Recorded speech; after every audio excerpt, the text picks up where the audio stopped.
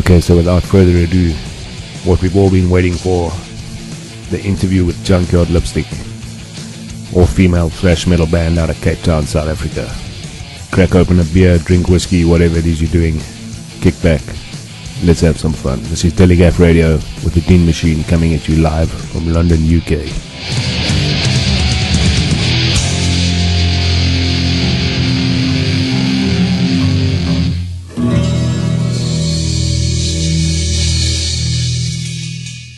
The African Heavy Metal Show brought to you exclusively by Telegraph Radio and the Dean Machine. Okay, so can you please introduce yourselves and tell us what you do in the band? I'm Tazo and I'm the vocalist. I'm Lucinda and I'm the drummer. I'm Louise and I play guitar. I'm Jackie and I play the cinnamon bun. That wasn't even funny. I don't think that was funny. I play bass. Well, bass, cinnamon bun, there's not much difference between them, is there? Okay, I'm only kidding. So can you tell me how you guys met and when did you actually become known as Junkyard Lipstick?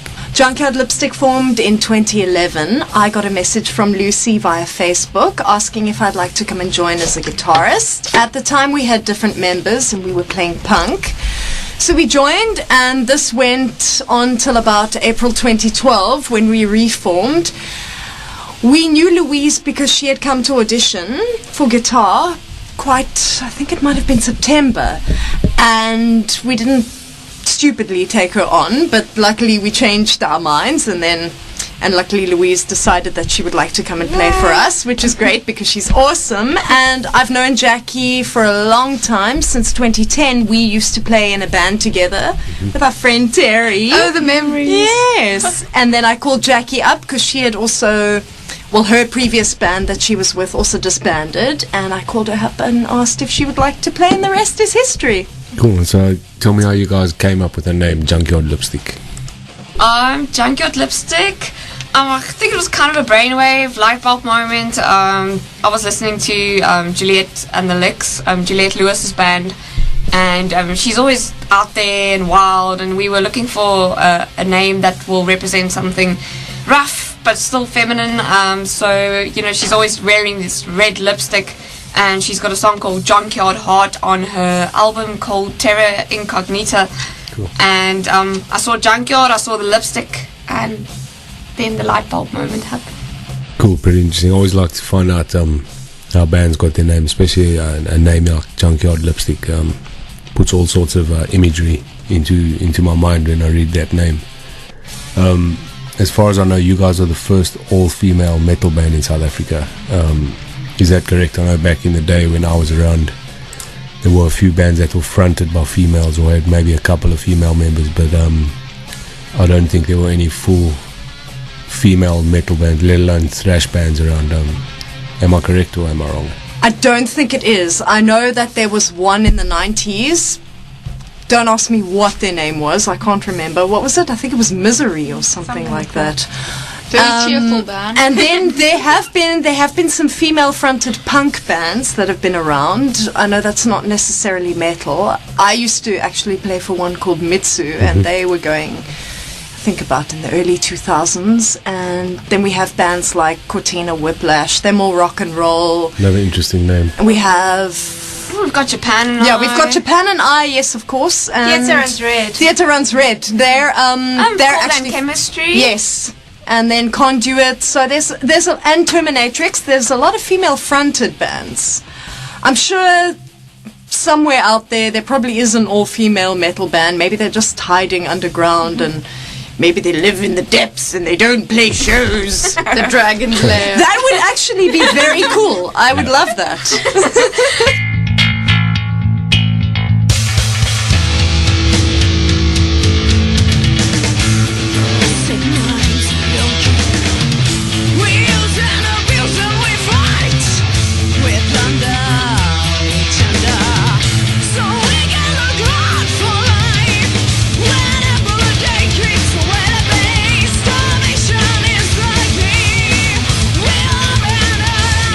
So we can fit it down.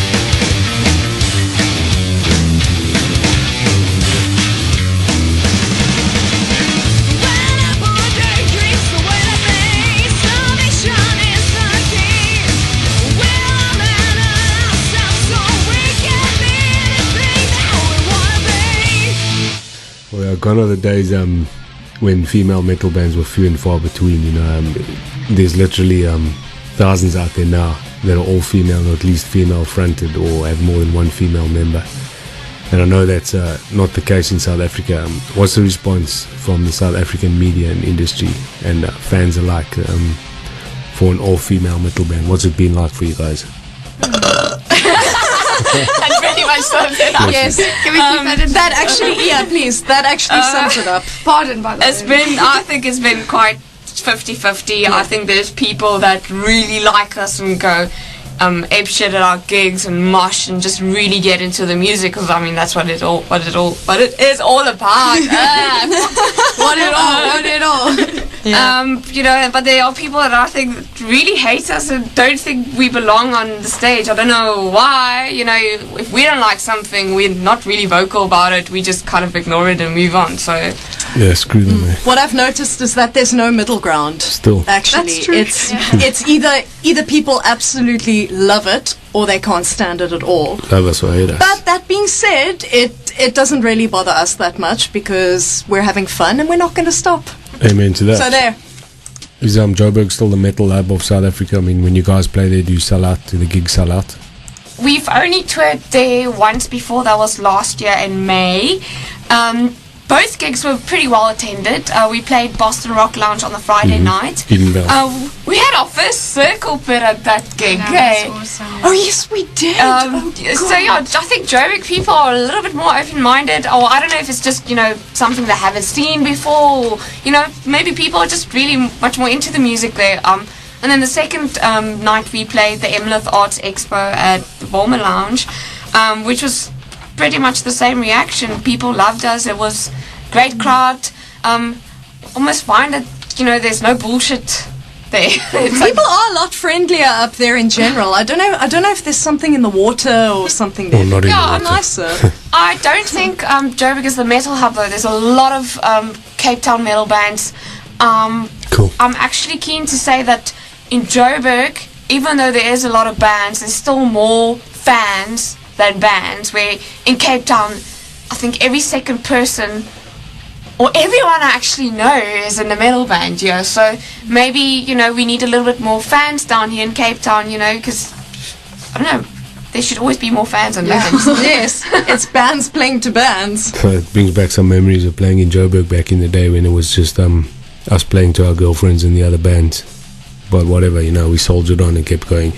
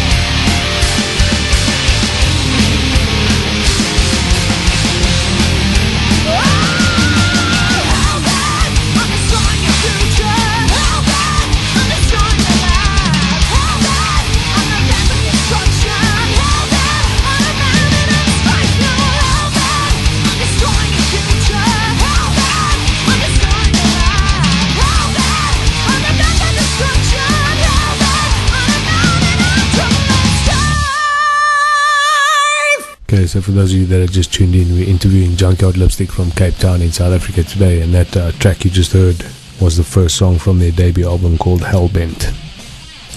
What sort of response have you guys had from the UK and the USA and elsewhere? USA news. When I can't fucking talk.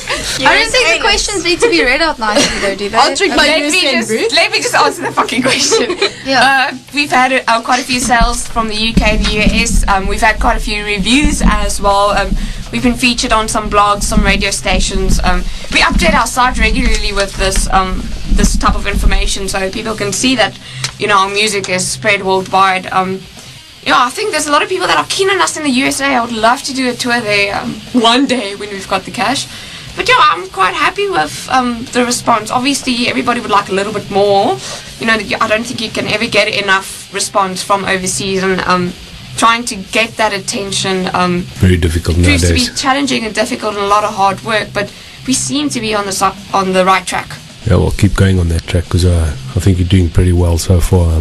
Do you guys have any plans to tour internationally? Yeah, well, we'd love that. We just don't have the money for it. I'm not going to say we're planning a bank heist anytime soon, but if anyone wants to sponsor us, we have sent our press packages to what's it, record labels or we would like to play festivals and stuff. Obviously, that would be amazing. But yeah, we don't have the funds for that. Yeah, that's tough, tough to get funds out there. We're poor. We're gonna have to sell Jackie's kidney. it didn't even work properly. Too much booze at the gigs or So Tazo, being the singer, I gotta say I really dig your singing, and in my opinion, it's so much better than a lot of the female singers in metal out there now are all grunting and trying to sound like she-ogres. She-ogres, that's funny. Really boring, and it's been done so much now. I think it's time to move on. But what really makes this band stand out, in my opinion, is your vocals over the thrash type metal that you guys are playing. So who are your influences as a vocalist? Thank you. Well, thank you very much, first of all. I've actually got a very eclectic range of influences. It started, I think, back in 92. I watched Freddie Mercury and Montserrat Cabell, and they sang Barcelona, and I was in awe. So definitely those two.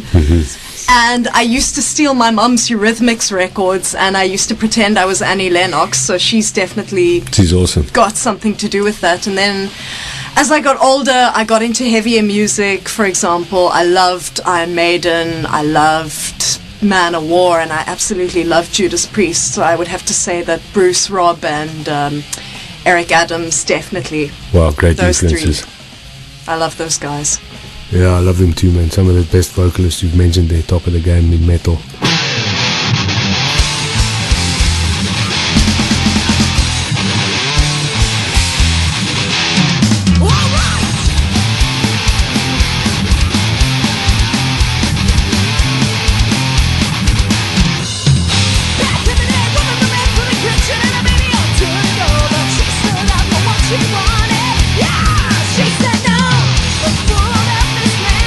Didn't know what they were in for when the man you married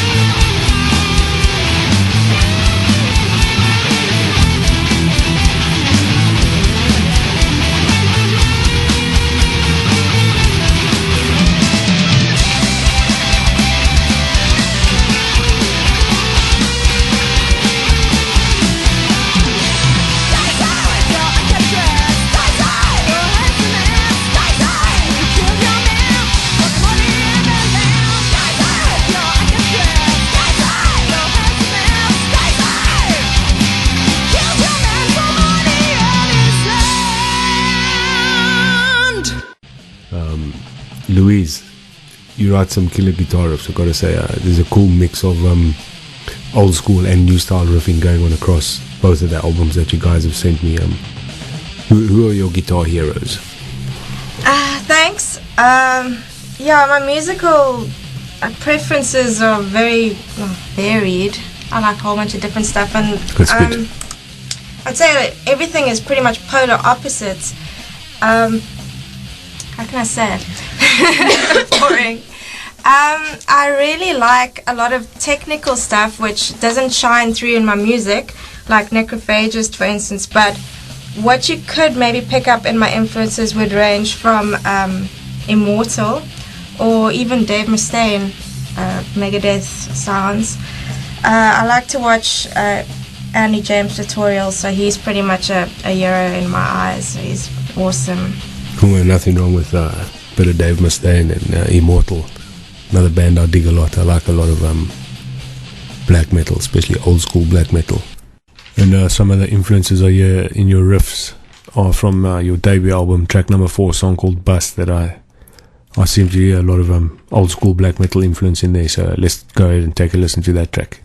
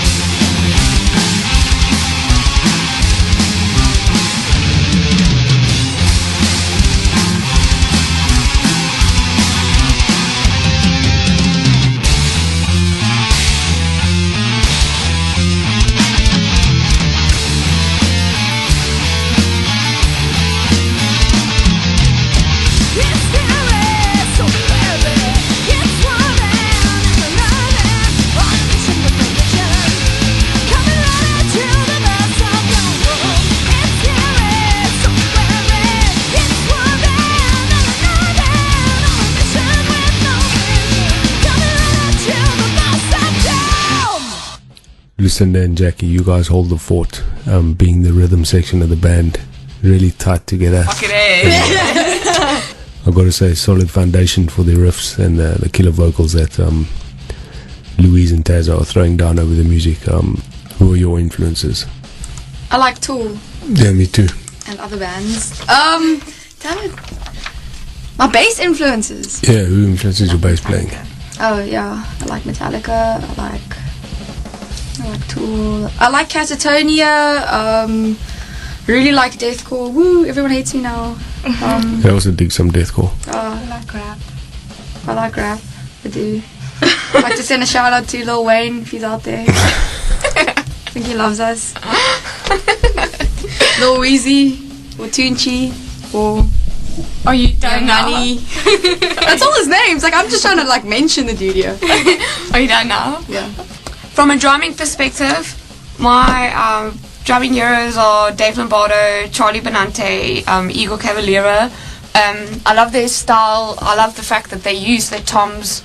They use their whole kit, and I love a tom beat. So when I listen to those drummers, I feel really inspired, and I would like to feel or think that I would be at that level in about 10 years' time, taking one step at a time. But those are the drummers that I really, really love. I love listening to a lot of thrash metal, like Slayer, Sepultura, Exodus, Tom Hunting, another one, which is amazing. Damn. I've been listening to a lot of Lost Society as well, so I'm trying to work on my speed. But for me, it's also very important to vary things up from a drumming perspective. Just not to have double bass all the time. I think it gets boring after a while. So I actually looked at a video from Tony Royster Jr. this morning, and he's absolutely amazing. So, and I mean, he's a gospel drummer, so I think I feel inspired by anything that I see that's amazing. I don't think there's a limit to that at all. That's a good outlook to have. I mean, you guys are mentioning some of the top bands ever that have influenced metal from day one, and will continue to influence it until the end of time, as far as I'm concerned. Right, so let's go check out track number 3 from the Hellbent album. Probably one of my favorite tracks off of this album, a song called Autopsy Time. This is Junkyard Lipstick you're listening to with the Dean Machine on Dillygaff Radio.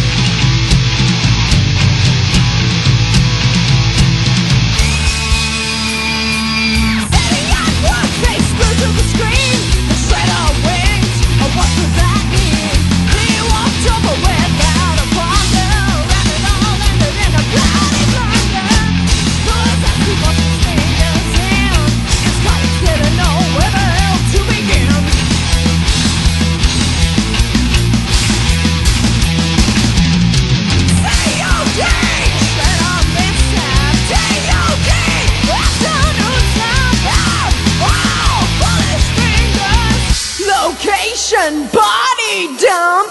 We're on the go, baby, it's crime time. We're on the blood. It's autopsy time. Criminals your chest and the skull too. What are your rights? Next time it could be you.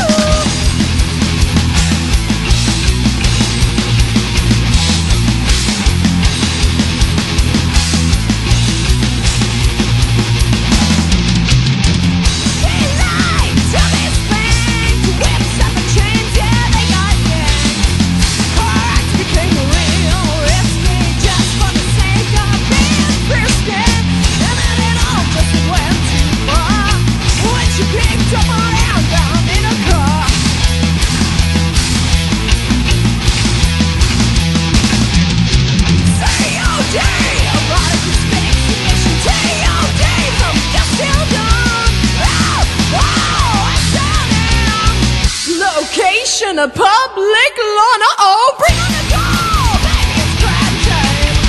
Bring on the blood, it's autopsy time. Cut us your chest and the skull too. What are your rights?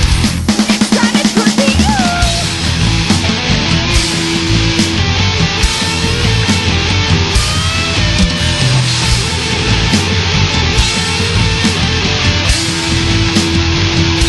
Well, they wanted to get away from the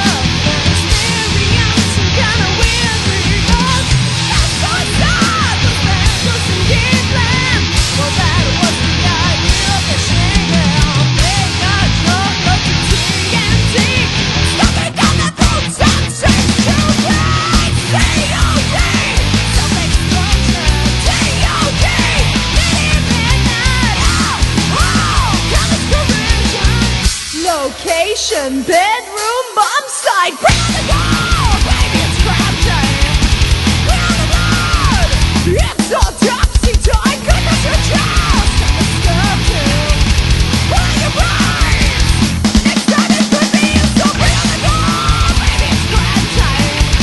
Bring on the blood, it's autopsy time. Goodness, your chest and the stuff too. And pull your brains. Both your albums have a killer production. I really dig what I'm hearing, and the sounds and the quality of the albums, which is quite refreshing for stuff coming out of South Africa. Where were they recorded? They were recorded right here at my husband's studio, Brian Villa's studio. He's from Insurrection, Old Insurrection. Fuck yeah, Insurrection and killer bands. He recorded us, both albums. He was kind enough to produce our first album, Hellbent, for free. Our EP we had to pay for, but he still gave us a discount. Yeah, it's very cool working with Brian. I don't know if you guys want to elaborate on that. Thanks, Brian. Absolutely. Brian's probably one of the most easiest people to work with, and it's really cool because he manages to get you to do things that you didn't necessarily think were possible to do, and he really pushes them out of you, and it's really nice to have that kind of support. Yeah, he has great advice. Yeah. Yeah. Well, you guys are doing the right thing, you know. It's always good to have the perspective of someone who's not in the band, for example, a producer. And well done, Brian. I think you guys are working well together, and we're really liking what we're hearing, so keep it up, man. Another thing, both the albums have really cool artwork. Who's responsible for the artwork? The first one, Hellbent, we went to Tanya's house and we just collected a whole bunch of Broken TVs that we found in my garage. we had a friend, Sue Nibbert from Namibia. She's a photographer for Disorganized Chaos Photography. She took the photo, Cool. and then I just messed around with it on Photoshop. That was the Hellbent front cover, and then That was my favorite one. and then our EP, The British Delight, a girl called Manette de Beer in Joburg. She did that. It's amazing. I think it's brilliant. Gorgeous. Agree. Yeah, I don't know. I think we might have seen some of her work when we went to Joburg's Art Expo. Yeah, I think it was there. Did she not design the skull Yeah, she designed the on the Emilith shirt? yes. Ah, Yeah. okay, yes. So yeah, she did the EP artwork.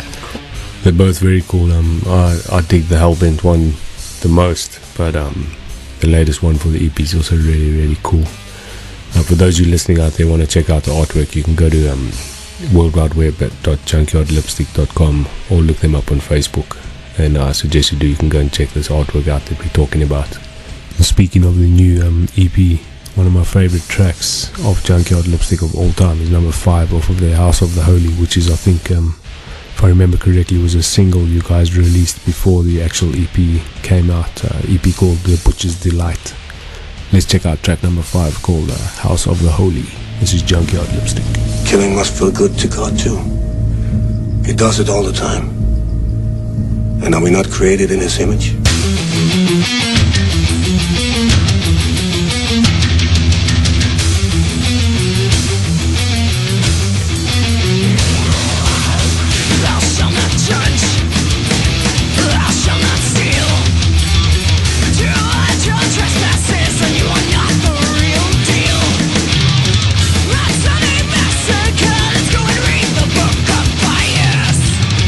We'll sing our worship songs to our holy Lord of life.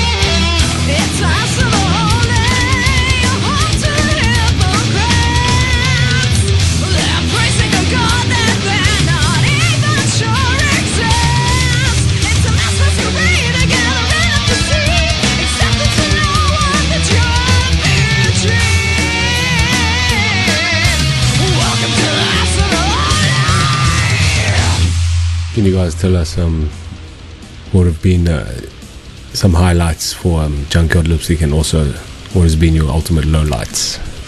I don't want to start with a low light. That's so somber. But at the same time, a highlight, I don't know. They've been quite a few. I would have to say probably our gig at Rock the River for me was a highlight. I really did actually enjoy that one. And you know, contrary to popular belief, I did enjoy our show that we played at Ramfest. I thought it was awesome. People were having fun and it was great. Lowlight would have probably been Worcester, because everything that could possibly have gone wrong did. Louise's cab got stolen and I wrote my car off and we nearly lost our lives, but thankfully we didn't. So yeah. We're actually immortal. I mean, nobody knows that. But. No. Okay, highlight for me, I think, is sometimes the smaller gigs. Even though I really enjoyed Ramfest and Rock the River and even Splash FM to a degree, that was very, very, very awesome life experience that I do tend to enjoy smaller gigs a little bit much, which is more intimate.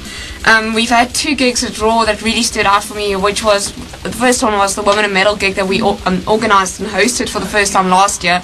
That was just amazing. All the bands were awesome. The crowd was ecstatic and the support was amazing. And then we played a very small gig at Raw as well at the end of Jan, and all the bands that were on the lineup stayed for all the bands. Nobody just left after they played, and you know, everybody was headbanging to each other, and there was so much metal spirit at that gig, and I really enjoyed that. Very cool. Low light, even the Boston Rock Lounge in Joburg was amazing. Oh God, Drum Rise was at least 1.5 meters above the stage. The setup was weird, so I ended up not being able to hear any of my bandmates, and I felt very isolated being apart from them. So it's very difficult, especially when you haven't played the venue before. So that was probably, I don't want to say it was my low light, but it was probably one of my more challenging gigs. But we did record it and we looked at the footage and it wasn't actually that as bad as I thought. And then Worcester as well was a bit of a crappy one, especially because of what happened to T and Jackie with the accident and Lou's stuff getting stolen, but also because the crowd was just that typical jock douchebag. Didn't someone ask us to like show your boobs? They asked us to show us, show your titties, and I just feel like we're not in the medieval ages anymore, for fuck's sake. God, heaven help those people if I ever see them. Lou? Yeah, well, I agree. Obviously, the lowest point was getting my amp stolen, and then I also, there's been a lot of highlights. I've loved playing the big stages. It's been an awesome experience, and then I also love the smaller gigs at Raw because of the sound, and I just get Thanks, Neil. the amazing sound at Raw, and I don't know, I just feed off the crowd's energy. It always gets pumping there, so that is actually true. It's got great energy. Yeah. Jackie? Just gonna scratch my face before I answer. Probably, album launch is actually really fun for me. I think, wasn't that when I was giving out Easter eggs? Yes! That was fun. Should have brought more Easter eggs looking back, but that was really fun. Ramfest as well was amazing. And probably Worcester was also a low light. Like, that was crappy. Yeah. It was probably the worst. Probably, Yeah, nothing worse than having gear stolen and stuff like that going wrong at gigs. With that being said, let's go check out track number 8 from the Hellbent LP called Flush. This is Telegraph Radio streaming from London, UK. I'm the Dean Machine, and today we're interviewing the ladies from Junkyard Lipstick in Cape Town, South Africa. Let's check out the song called Flush.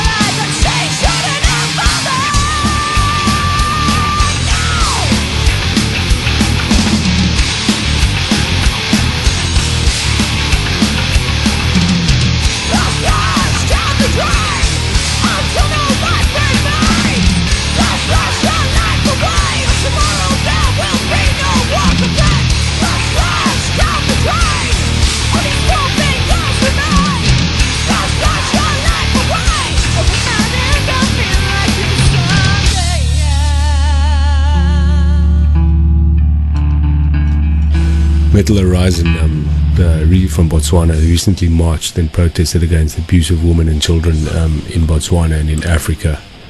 Have you guys ever been approached by any women's rights organizations to do any promo gigs or speak out at any functions in South Africa like that? We haven't, but that's something that we would love to do because it's something that we all very much support. Whether it be raising awareness about abuse or even AIDS or cancer and that sort of thing. I mean, these are all issues that are very close to our hearts. So, we would be more than happy to do things like that. What are your plans for the future with Junkyard Lipstick, and what do you guys hope to achieve with this band? What are our future plans? We want to play, and if people enjoy it, then that's great. That'd be cool. I mean, it would be awesome to take over the world, but Totally agree. we don't have the technology for that yet. And like the weapons that we have that are available to us right now just aren't sufficient for world domination yet. Do you want to say something? I think at the moment we're just having fun and enjoying the journey, and if it takes us someplace cool, that'll be awesome. We are working hard. We are trying to get our name out there. But we're still having fun either way. Yeah, for sure. Well, that's good. The main thing is to keep having fun with what you're doing, because, like they say, when the fun stops, that's when it becomes shitty and boring.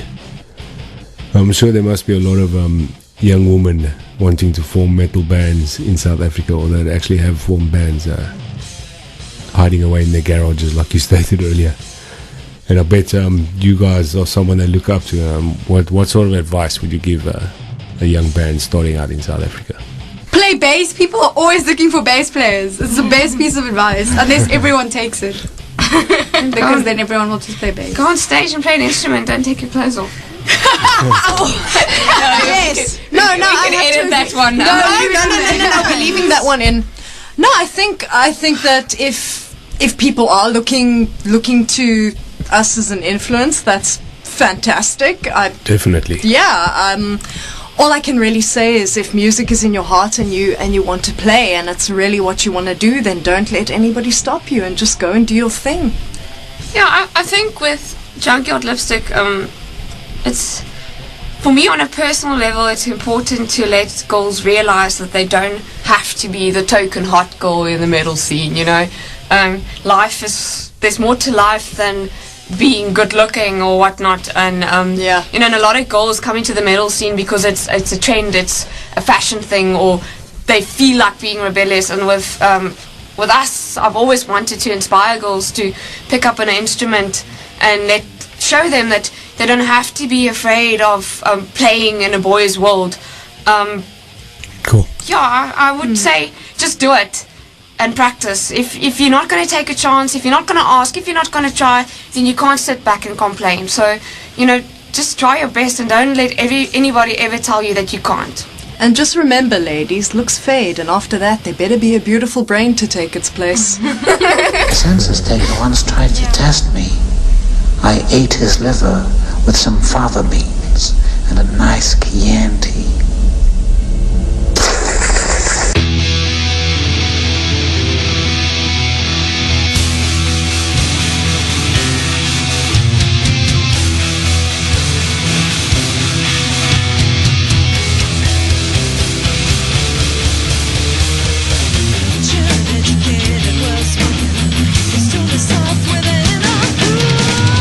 Manipulated, charming thumbnail.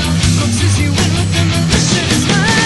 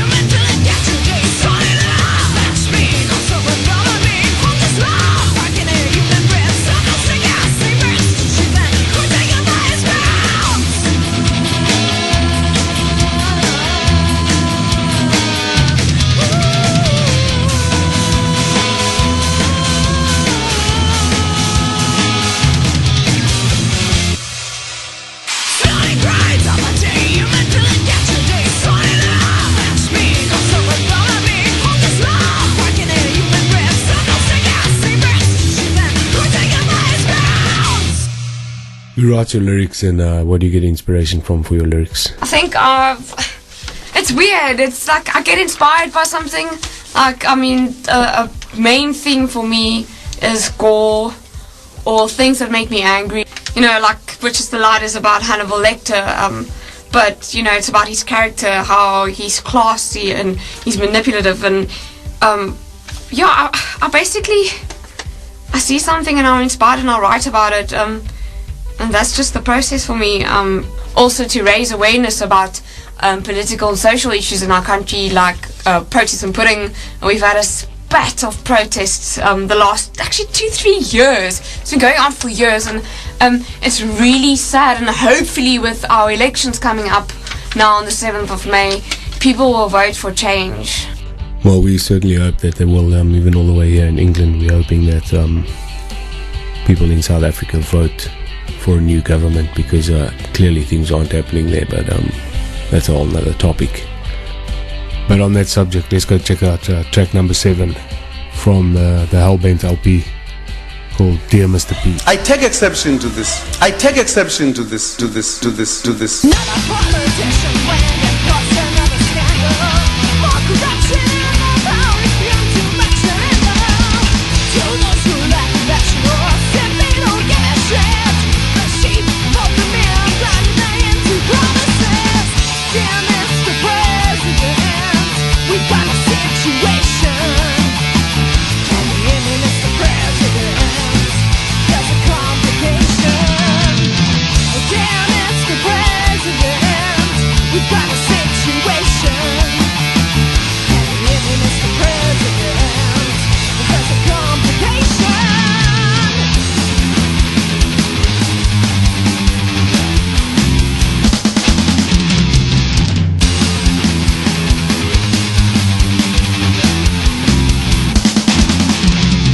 Another rape, another murder, just to bring me some good luck. Young girls getting raped at school and running on soul for every bud. To those who live in protest, to those who live in fear, to those who bury their heads in the ground and just don't wanna hear. Dear Mr. President, we've got a situation. And yes, Mr. President, there's a complication. Dear Mr. President, we've got a situation. And yes, Mr. President, there's a complication.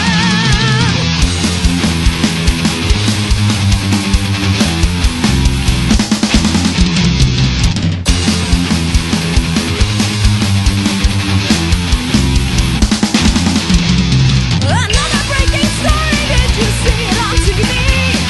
Vigilante justice now, the innocent people in your community.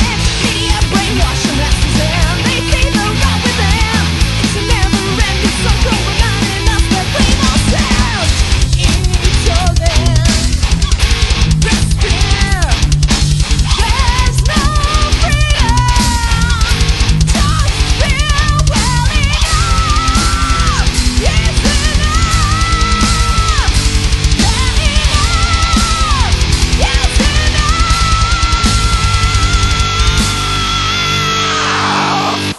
It's Judas Priest, the famous Judas Priest.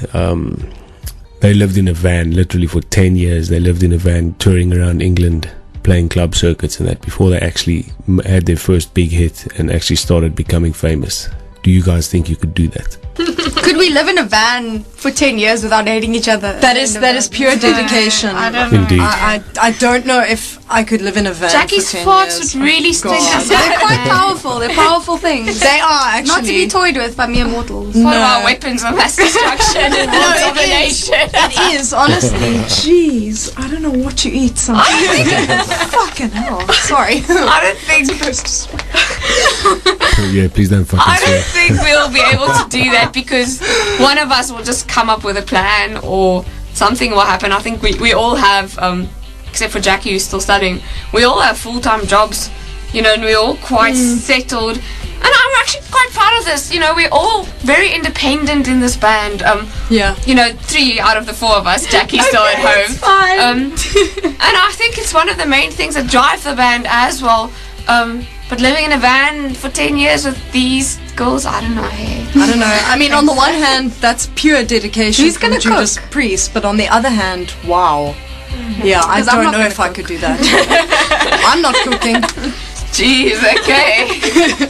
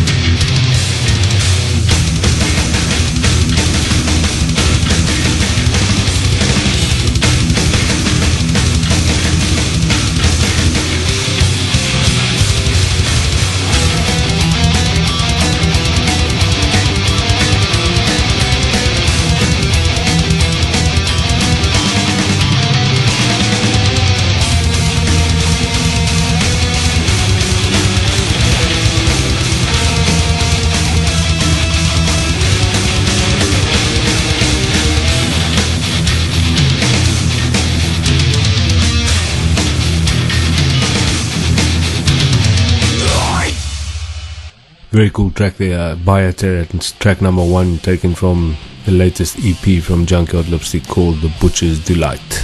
Now, what would you guys do if guys started throwing their underpants up on stage? I mean, would you hang them off your guitars, or would you wear them on your heads like Motley Crue and Poison and all those bands do when girls throw their panties and bras up?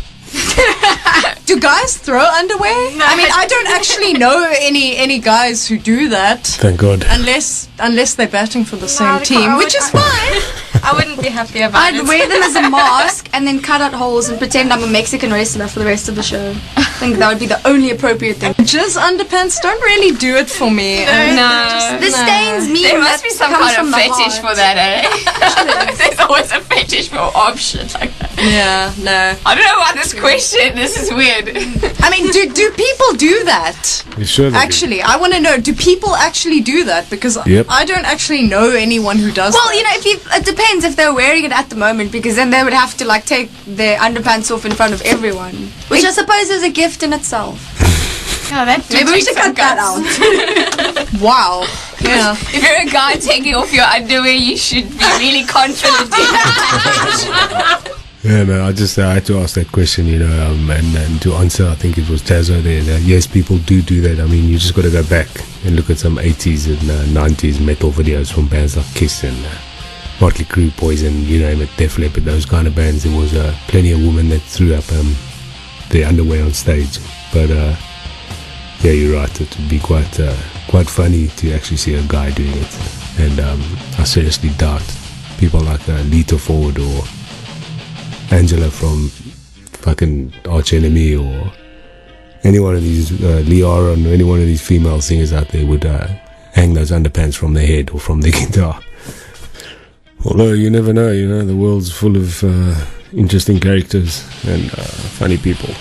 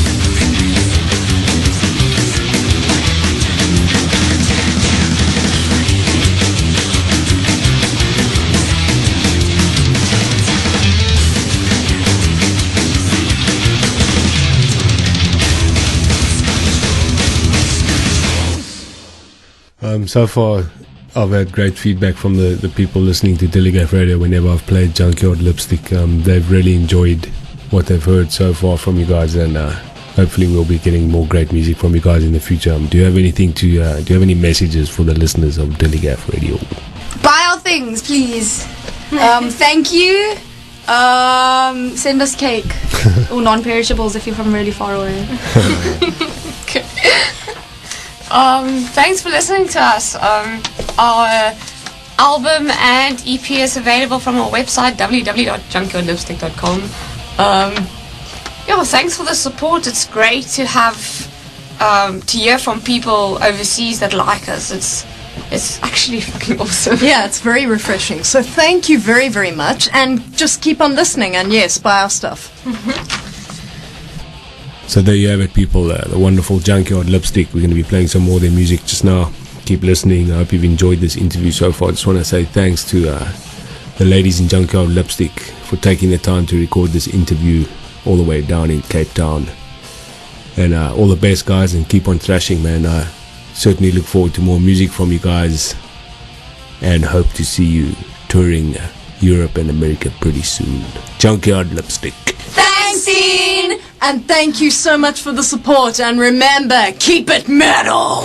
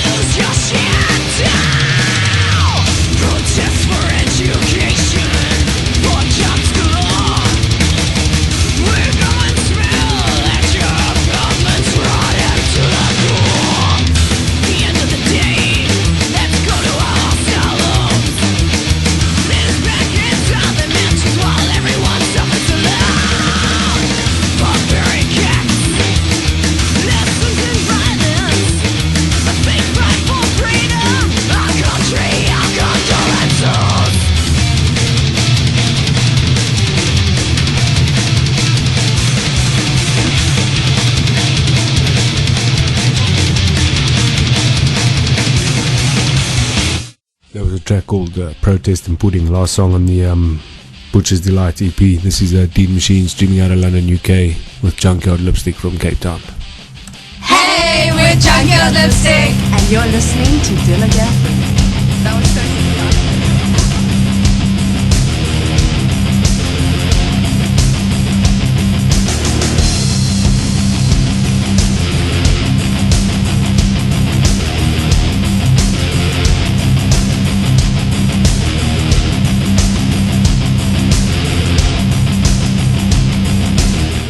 Alright, so there you have it. That was the interview with Junkyard Lipstick. I'd just like to thank the girls in the band for taking their time to do that interview for us here on Dilly Gaff Radio.